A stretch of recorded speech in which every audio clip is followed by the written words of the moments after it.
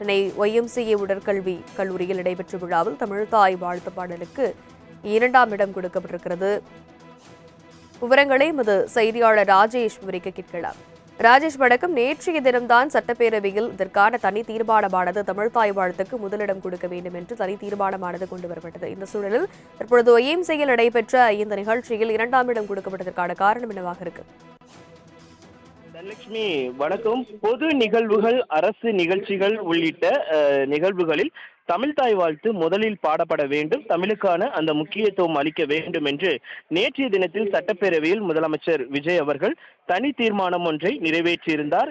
குறிப்பாக வரும் காலங்களில் இது நடைமுறையில் இருக்க வேண்டும் என்பது அவருடைய வேண்டுகோளாக இருக்கிறது. அந்த வகையில் அமைச்சர்கள் பங்கேற்கக்கூடிய நிகழ்வுகளிலும் தமிழ்த்தாய் வாழ்த்துக்கு முதலிடம் அளிக்கப்பட வேண்டும் என்பதுதான் அந்த தீர்மானத்தினுடைய சாராம்சமாக இருக்கிறது. அந்த நிலையில் நேற்று தீர்மானம் நிறைவேற்றியிருக்கிறார்கள். இன்று காலை ஒய்எம்சிஏ உடற்கல்வியல் கல்லூரியில் நடைபெற்ற ஒரு பொது நிகழ்வு விழாவில் அமைச்சர் சுற்றுலாத்துறை அமைச்சர் ராஜேஷ்குமார் அவர்கள் பங்கேற்றிருக்கிறார்கள். அவர் பங்கேற்றிருக்கக்கூடிய அந்த நிகழ்வில் கல்லூரியினுடைய பாடலுக்கு முதலில் முக்கியத்துவம் என்பது அளிக்கப்பட்டது. முதலில் அந்த பாடல் பாடப்பட்டது. இரண்டாவதாக தமிழ்த்தாய் வாழ்த்து பாடப்பட்டது. இங்கு இருந்தவர்களுக்கு அது மிகப்பெரிய ஒரு அதிர்ச்சியாக இருந்தது. ஏனென்றால் நேற்றைய தினத்தில் தான் ஒரு தனி தீர்மானத்தை பொது நிகழ்ச்சிகளும் அரசு நிகழ்வுகளில் தமிழ்த்தாய் வாழ்த்திற்கு முதலிடம் அளிக்கப்பட வேண்டும் என்று முதலமைச்சர் ஒரு தனி தீர்மானத்தை நிறைவேற்றியிருக்கக்கூடிய சூழ்நிலையில் அமைச்சர் பங்கேற்றிருக்கக்கூடிய ஒரு நிகழ்வில் 2ஆம் இடத்திற்கு தமிழ்த்தாய் வாழ்த்து தள்ளப்பட்டிருப்பது வியப்புக்குள்ளாக மாற்றியிருக்கிறது. இது தொடர்பாக கல்லூரியோ அல்லது அமைச்சரோ விளக்கம் அளிப்பார்கள் என்றும் எதிர்பார்க்கப்படுகிறது. தனலட்சுமி, சென்னை ஒய்எம்சிஏ உடற்கல்வி கல்லூரியில் நடைபெற்ற விழாவில் தமிழ்த்தாய் வாழ்த்து பாடலுக்கு 2ஆம் இடம் கொடுக்கப்பட்டிருக்கிறது. விவரங்களை எமது செய்தியாளர் ராஜேஷ் விவரிக்க கேட்கலாம். ராஜேஷ், வணக்கம். நேற்றைய தினம்தான் சட்டப்பேரவையில் இதற்கான தனி தீர்மானமானது தமிழ்த்தாய் வாழ்த்துக்கு முதலிடம் கொடுக்க வேண்டும் என்று தனி தீர்மானமானது கொண்டு வரப்பட்டது. இந்த சூழலில் தற்பொழுது ஒய்எம்சியில் நடைபெற்ற இந்த நிகழ்ச்சியில் 2ஆம் இடம் கொடுக்கப்பட்டதற்கான காரணம் என்னவாக இருக்கு?